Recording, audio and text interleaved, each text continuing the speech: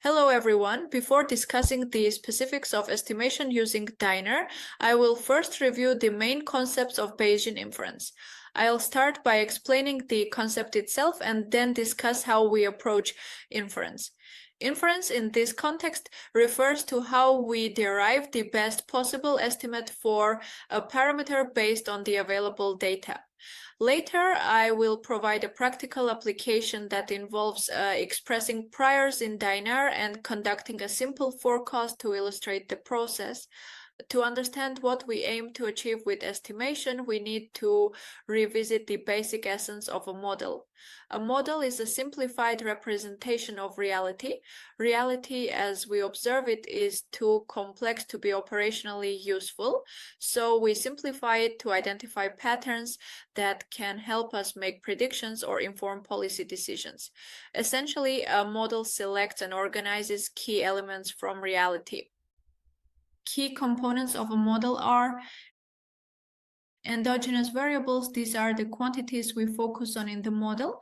They represent the outcomes or variables whose behavior we aim to explain or predict.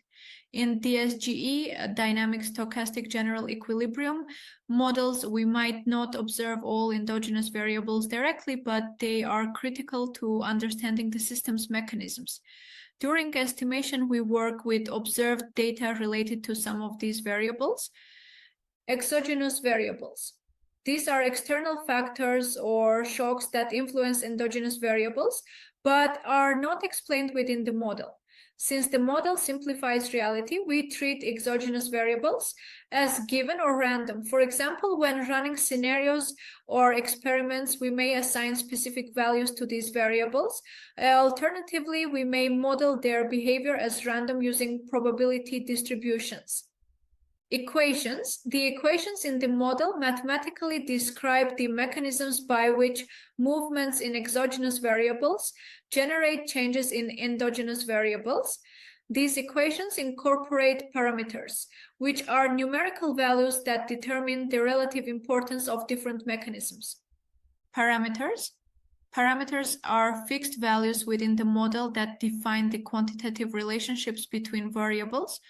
While these values are fixed for a given model, we often don't know their exact values a priori. Estimation involves using statistical methods to determine the best parameter values based on observed data.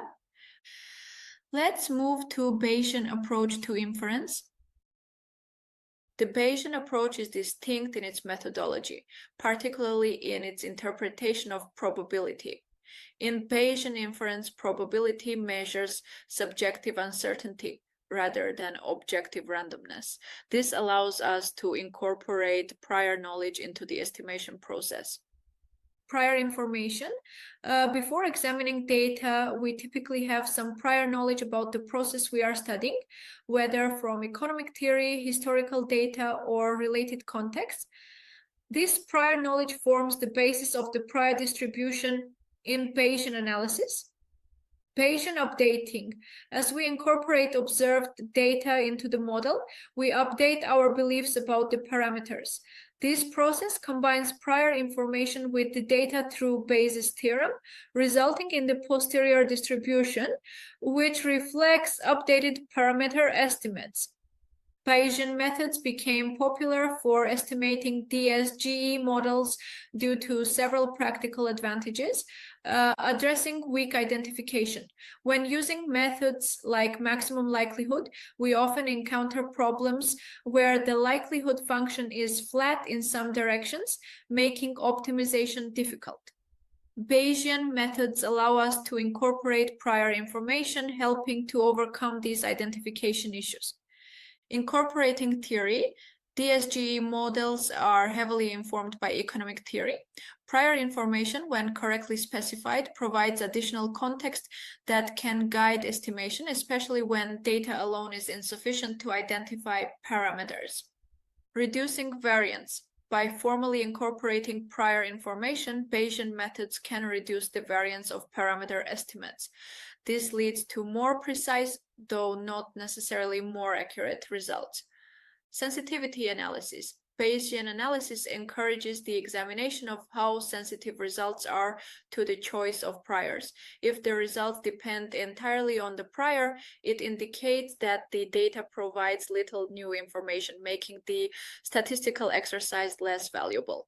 So using Dynare for estimation involves expressing priors for parameters based on prior information and then combining this with observed data to estimate the model. This process allows us to make forecasts and analyze how changes in exogenous variables affect endogenous variables. A model is a simplified representation of reality, focusing on endogenous and exogenous variables connected through equations and parameters. Bayesian inference leverages both prior knowledge and observed data to estimate parameters, offering a systematic way to address uncertainty. In DSGE models, Bayesian methods help overcome identification problems and improve estimation precision, while also allowing for robust sensitivity analysis. By understanding these concepts, we can better appreciate the theoretical foundations and practical applications of Bayesian methods in economic modeling and estimation. To understand the Bayesian approach, it is helpful to contrast it with classical methods, which are typically the first statistical and econometric methods we learn in school. The key difference lies in the interpretation of probabilities. In Bayesian inference, probabilities represent subjective uncertainty. In contrast, the classical approach defines probability objectively as the limit of the relative frequency of a random event. In the classical approach, parameters are fixed but unknown values. The goal is to find estimates with desirable properties, such as being unbiased in small samples or consistent. Bias disappears as sample size increases. Classical methods evaluate estimators based on their performance over repeated samples. The properties of estimators, like minimum variance, are assessed under the assumption that the data generation mechanism can be repeated under identical conditions. This repeated sample perspective contrasts with the Bayesian view, which does not rely on repeated sampling assumptions. Bayesian methods accommodate the idea that observed data may be unique and non-repeatable. In Bayesian inference, parameters are treated as random variables. While we accept that parameters have fixed but unknown values in reality, our focus is on representing the uncertainty about these values through probability distributions. After estimation, parameters remain uncertain, and the posterior distribution reflects the updated state of knowledge after incorporating the data. Estimation emphasizes combining prior information with data to construct a posterior distribution, rather than focusing solely on point estimates or specific estimator properties. In cases of small sample sizes, Bayesian methods, especially when combined with informative priors, often provide more accurate and stable results compared to frequentist approaches. Bayes' theorem forms the foundation of Bayesian inference. It relates conditional and marginal probabilities through the following formula. Bayesian estimation in practice, probability BA is the posterior probability of B given A. Probability AB is the likelihood, the probability of A given B. Probability B is the prior probability of B. Probability A is the marginal probability of A, calculated as the sum of joint probabilities over all possible values of B. This theorem allows us to update our beliefs about the parameters B after observing data A. Let's talk about Bayesian estimation in practice. The goal of Bayesian estimation is to use observed data. Why? To learn about the model parameters theta. Given a sample of observations, why? We want to determine the posterior distribution of theta, which represents the uncertainty about the parameter values after incorporating the data. Let's discuss Bayes' theorem. Bayes' theorem is the foundation of Bayesian inference. It relates conditional probabilities, probabilities based on given conditions, to prior and marginal probabilities. In words, Bayes' theorem states the probability of event B given event A is equal to the probability of event A given event B multiplied by the prior probability of event B and divided by the total probability of event A. This relationship allows us to update our beliefs about parameters represented by event B after observing data represented by event A. Bayesian estimation in practice. The main goal of Bayesian estimation is to use observed data to improve our understanding of the model's parameters. Suppose we observe a sample of data, denoted as Y. Bayesian inference helps us determine the posterior distribution of a parameter denoted as theta, which represents the uncertainty about that parameter after incorporating the observed data. The posterior probability of theta given y is proportional to the likelihood of y given theta, which is how well theta explains the observed data, multiplied by the prior probability of theta, our initial belief about theta before seeing the data. The denominator, which normalizes the result, ensures that the total probability adds up to 1. Practical interpretation of Bayesian components. Prior. This represents what we know or assume about the parameter before observing the data. For example, we might believe that the parameter is likely around a specific value based on previous studies or theoretical reasoning, likelihood. This quantifies how well the observed data aligns with different possible values of the parameter given the model structure. Posterior, this combines the prior and likelihood to give us an updated understanding of the parameter after accounting for the observed data. Using Bayesian methods for estimation. Consider a simple example where the observed data is assumed to follow a normal distribution characterized by an unknown mean, denoted as mu, and a known variance. The likelihood function captures how well different values of the mean explain the observed data. If we assume a prior belief about the mean, also described by a normal distribution, combining this prior with the likelihood results in a posterior distribution. In this case, the posterior distribution will also follow a normal distribution, with its center and spread influenced by both the prior and the data. The posterior mean is a weighted average of the prior mean and the observed data's average. The weights depend on the confidence in the prior, expressed as its variance, and the amount of data, sample size. Setting priors. Define the prior distribution based on existing knowledge or expert judgment. Avoid bias by specifying the prior before analyzing the data. Posterior distribution. Combine the prior with the likelihood from the observed data to obtain the posterior distribution. The posterior reflects both the prior uncertainty and the new information provided by the data. Interpretation and forecasting. Bayesian models allow for richer interpretations and forecasting. For instance, forecasts incorporate the full range of parameter uncertainty rather than relying on a single point estimate. This approach provides a more comprehensive understanding of the range of possible outcomes and their associated probabilities. Simple example, comparing classical and Bayesian inference. Let's examine a simple example to compare classical and Bayesian approaches. Consider a scenario where a variable is normally distributed with an unknown average value, mean, and a known spread variance, which we assume is 1 for simplicity. Our goal is to estimate the mean. In the classical approach, ordinary least squares, OLS. The estimate for the mean is the value that minimizes the sum of squared differences between the observed values and the estimated mean. Maximum likelihood estimation, MLE. The likelihood function derived from the normal distribution is maximized to find the best estimate for the mean. This results in the same solution as OLS because both methods seek to minimize the difference between observed and expected values. The mean is simply the arithmetic average of the observed data. This estimate is consistent, meaning it becomes increasingly accurate as more data is available. In the Bayesian approach, we start with the same model, but add a prior belief about the mean. For instance, the prior belief might suggest the mean is likely around a specific value with some uncertainty. The likelihood function based on the observed data is the same as in the classical method.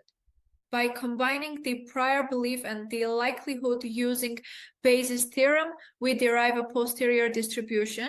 If both the prior belief and the likelihood are normal distributions, the posterior distribution is also normal. The posterior mean, our updated belief about the mean, is a weighted average of the prior mean, our initial belief, and the sample mean calculated from the observed data. The weights depend on the confidence in the prior related to its spread and the number of data points in the sample. The spread variance of the posterior distribution is determined by both the prior uncertainty and the sample size. More data or higher confidence in the prior reduces the spread, increasing the precision of the estimate. Now, we will talk about the role of priors in Bayesian estimation. Tight priors. The prior has a small spread indicating high confidence in its value. The posterior mean is dominated by the prior belief with less influence from the observed data. Diffuse priors. When the prior has a large spread indicating little prior information, the posterior mean aligns closely with the sample mean, making the Bayesian estimator similar to the classical estimator. This flexibility allows Bayesian methods to balance prior knowledge with observed data by adjusting the spread of the prior. The posterior distribution provides detailed information about the parameter, but often a single value point estimate is needed. The choice of this estimate depends on the loss function, which defines the cost of estimation errors, assumes the cost increases with the square of the error. The optimal estimate is the posterior mean. Absolute loss assumes the cost depends on the absolute size of the error. The optimal estimate is the posterior median, the middle value of the distribution. 0,1 loss assumes no cost for being exactly correct, but maximum cost for any deviation. The optimal estimate is the posterior mode, the most likely value. In economics, the quadratic loss function is most common, making the posterior mean the usual choice for point estimation. Then let's apply these concepts to our example. The prior belief and the observed data combine to create a posterior distribution for the mean. Based on the chosen loss function, we select a point estimate, posterior mean, median, or mode. For forecasting, the expected value of future observations is derived from the posterior distribution, accounting for parameter uncertainty. This approach shows how Bayesian methods not only provide point estimates, but also offer a complete understanding of uncertainty, making them more nuanced than classical methods. In Bayesian analysis, credible intervals are used to quantify the uncertainty surrounding parameter estimates. These intervals are the Bayesian equivalent of classical confidence intervals. A credible interval represents a range within which a specified percentage of the posterior distribution lies, such as 80% or 95%. A credible interval includes the region of the posterior distribution that contains the desired proportion of the probability, such as 80%. Unlike classical confidence intervals, credible intervals are not always symmetric. Instead, they are designed to minimize the length of the interval while including the required probability mass. This is often done using the highest posterior density HPD criterion. For distributions with a single peak unimodal distributions, the HPD region is unique and represents the shortest interval that satisfies the criterion. For distributions with multiple peaks, multimodal distributions, the HPD region may consist of separate intervals. Credible intervals are more intuitive than classical confidence intervals because they directly represent the probability that the parameter lies within the interval given the data.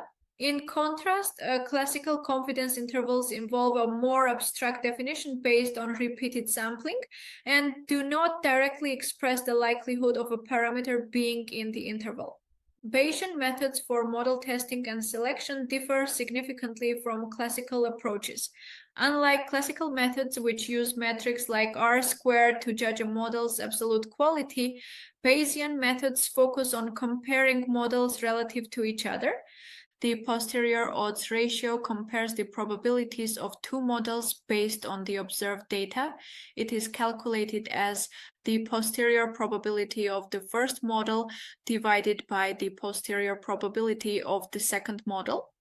Using Bayes' theorem, this ratio depends on the likelihood of the data given each model, known as the marginal likelihood or evidence, the prior probability assigned to each model. If equal prior probabilities are assigned to all models, the posterior odds ratio simplifies to the Bayes factor, which is the ratio of the marginal likelihoods of the two models. Now, interpretation Bayes factors. Bayes factors provide a quantitative measure of how well one model fits the data compared to another. A commonly used scale is less than 1 means that the second model is preferred. Between 1 and 3, weak evidence in favor of the first model. Between 3 and 12, moderate evidence in favor of the first model. Greater than 12, strong evidence in favor of the first model. Practical considerations for model comparison are to use the same dataset for comparing models to ensure consistency. Avoid comparing models with different transformations of variables unless these are properly aligned. Perform sensitivity analysis to assess the robustness of results, as Bayes factors can be influenced by the choice of priors. Now, priors are a fundamental component of Bayesian inference. They encode prior knowledge or beliefs about parameters before observing the data. Choosing appropriate priors is a critical step in Bayesian analysis. Steps for specifying priors are: first, define prior distributions. Use domain knowledge, prior research, or expert judgment to define priors. Priors can be informative, reflecting strong prior beliefs. Non-informative, introducing minimal influence on the posterior. Second, assign probabilities to intervals. For continuous parameters, divide the range of possible values into intervals and assign probabilities to each interval to approximate the prior. Third, validate the prior. Visualize the prior to ensure it aligns with your expectations. This helps identify unintended shapes or properties. And last one, assess sensitivity. Test how changes in the prior affect the results. This ensures that your conclusions are robust and not overly dependent on the prior. Different types of prior distributions are suited to different types of parameters. Common examples include an normal distribution used for parameters with symmetric beliefs centered around a specific mean. Uniform distribution is appropriate when there is no strong prior preference over a range of values. Gamma distribution, suitable for positive parameters such as variances. Beta distribution, ideal for parameters constrained between 0 and 1, such as probabilities. Students' t distribution, used for robust modeling as it has heavier tails than the normal distribution. Let's discuss specifying priors in Dynare and Julia.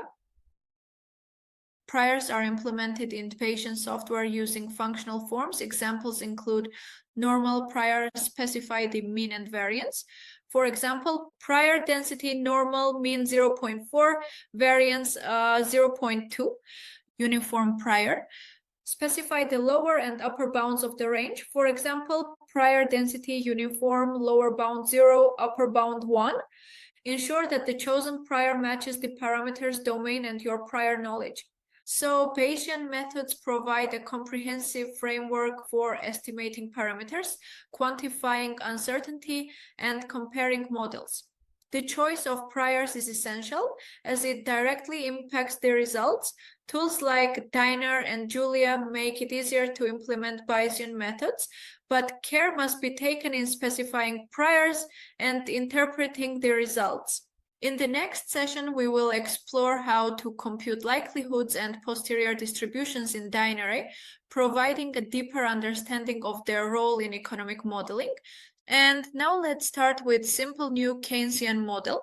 As an example, we will use a simple new Keynesian model, which is discussed in the book Helps Insure Fighters, and is in fact based on a model published a decade earlier by Sungbei in their analysis of model contracts and divisions. Both the book and the earlier paper go to great lengths to construct the model from first principles. If you are interested in building a new Keynesian model from scratch, I recommend consulting these sources. However, since we are focusing on the estimation of a linearized model, we will begin directly with the log linearized form provided in the book and paper. The model includes an output gap equation typical of new Keynesian frameworks. In this equation, the output gap today depends on the expected output gap tomorrow, as well as the real interest rate, defined as the nominal interest rate minus expected inflation tomorrow. The output gap is also influenced by total factor productivity, measured by a productivity variable and government expenditure shocks. These relationships capture how demand today and expected demand tomorrow interact to determine the output gap. Next, we have the Phillips curve equation, which explains inflation dynamics.